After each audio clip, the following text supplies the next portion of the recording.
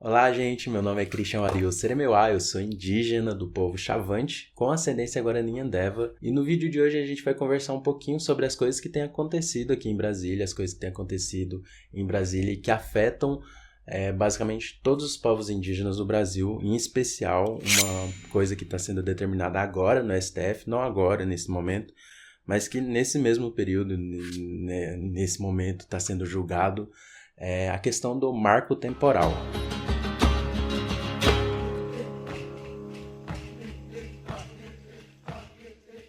Mas antes de começar o vídeo, não se esqueça de se inscrever no canal, caso ainda não seja inscrito, comentar o que você achou, deixar seu like e compartilhar com seus amigos, caso você queira.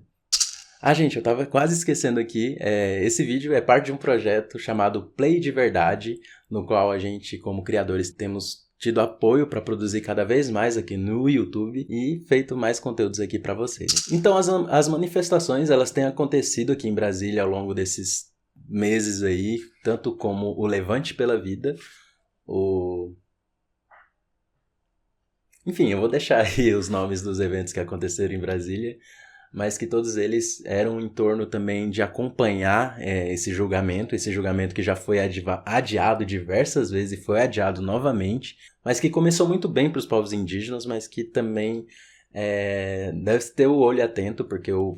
Só uma atualização rápida, o julgamento ele foi adiado novamente, desta vez por tempo indeterminado, e infelizmente no momento estamos com meio que o placar das votações empatados, um voto a favor e um contra. Só uma atualizaçãozinha para vocês. Bom, tá, vamos começar. Marco temporal. Que basicamente isso quer dizer de modo mais simplório possível? Bom, gente, o marco temporal basicamente é uma tese ruralista que está sendo julgada atualmente lá no Supremo Tribunal Federal, em que essa tese basicamente diz que tem que ter um marco regulamentar de uma data específica, essa data sendo 5 de outubro de 1988, onde aqueles indígenas que estavam nessa data em posse do seu território, esses sim teriam direito ao território indígena, né? Mas se não estivessem ali, esse território não deveria ser indígena. O que acontece? Naquele período existiam muitos conflitos esses muito pesados que envolviam expulsões e, enfim, coisas essas que acontecem até hoje, mas que naquele período, pós-ditadura militar, eram até muito mais frequentes e muito mais complicados.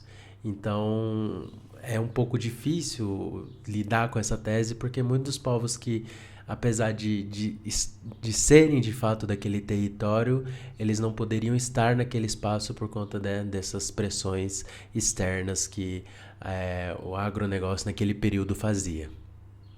Essa data pode ser bastante natural para você se você estudou um pouquinho de história.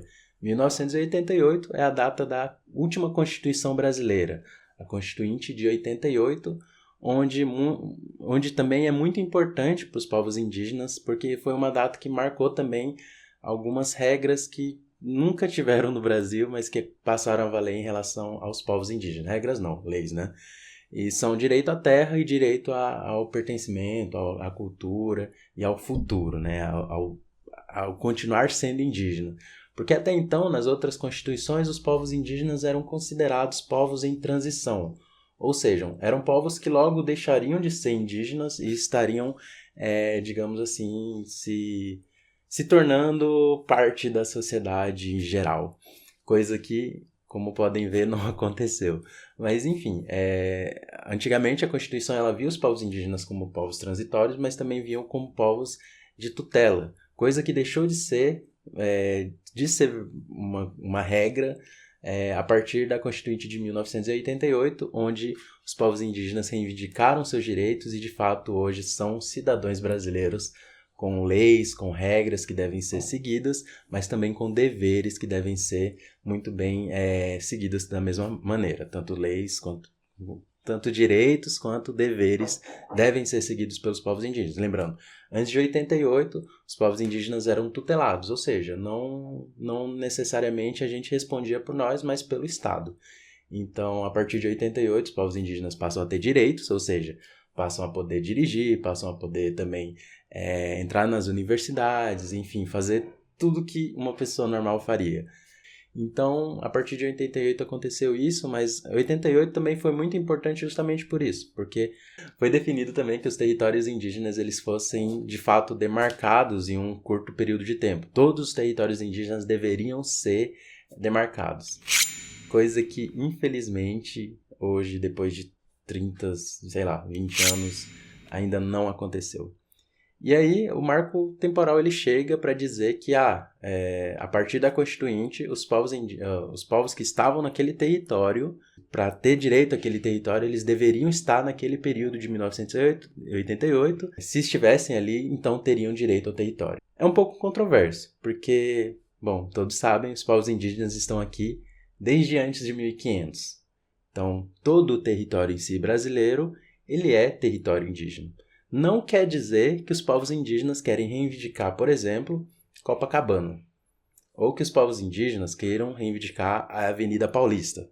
Ou queiram reivindicar o território que você está morando. Não quer dizer isso. Quer dizer que os povos indígenas eles querem o seu território, o território tradicional, o território no qual eles pertencem de fato. Territórios esses que estão sendo disputados. Disputados por, enfim, diversos setores seja agronegócio, das madeireiras, das mineradoras.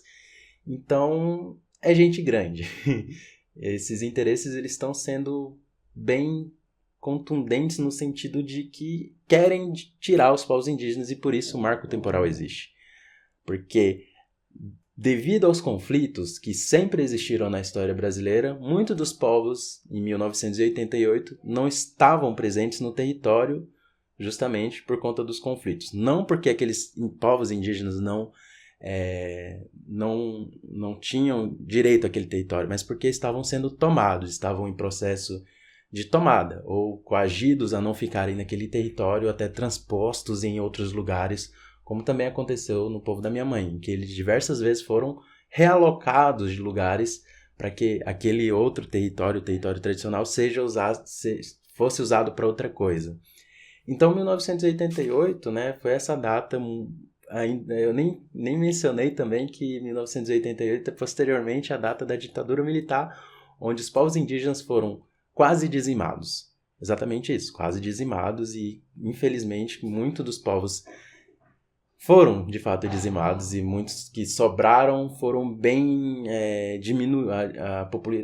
A diminuição populacional daqueles povos foi gigantesca também, a partir da ditadura militar e tal, além de todo o progresso que estava sendo implantado no Brasil naquele período. Então, o marco temporal ele é totalmente ridículo nesse sentido, porque ele, depois de todo esse contexto, eu espero que tenham mais ou menos entendido o que eu tenho tentado transparecer para vocês, todo esse contexto aí dessas questões, que 1988 ela é uma data muito importante para os povos indígenas, mas não é uma data que marca a concepção do território indígena em si, de que 1988 o ideal seria que os povos indígenas todos estivessem no território em 1988, coisa que não aconteceu muito por conta dos conflitos, por conta daquele período, né? Período esse pós-ditadura militar essa que, de acordo com vários relatos, houve um genocídio gigantesco com os povos indígenas, além de todas as outras questões que envolvem os territórios indígenas e a disputa por eles. Então, o marco temporal ele vem para tentar colocar um marco temporal em 1988 para que as pessoas, né, que estão tentando reivindicar esse território, que conseguiram naquele período não ter indígenas naquele território por conta de expulsões, conseguissem ter o direito sobre aquele território. Então, é bem, bem complicado. Bom, e é isso. Eu espero que tenha conseguido minimamente explicar o que é o marco temporal, quais eram as manifestações aqui em Brasília e tal. E, como eu disse, não se esqueça de se inscrever no canal, caso ainda não seja inscrito, compartilhar com seus amigos e deixar seu like aí. E é isso. Muito obrigado e até a próxima.